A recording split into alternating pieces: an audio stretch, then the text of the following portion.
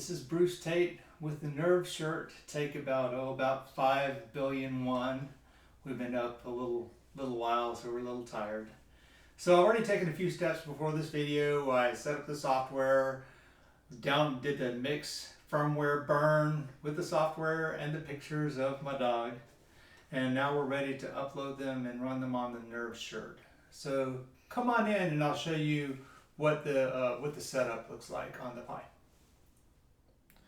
Okay, so when you look at the Pi here, we have two USB connections, and one of those USB connections is the video.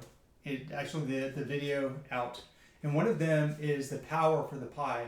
And then you also had two wires. That's a 5-volt power and the ground to set up the higher power setting that we hope will give us a little bit of extra brightness for this particular setup. Okay, now it's the moment that we've been waiting for. Probably not, but again. So here we go. Anything? Not yet. Jiggle the wires.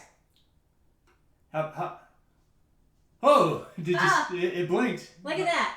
Oh, it's running. It's running. Is it bright? It's great. Try changing the channel. Okay. That's on this shoulder, so. It's awesome.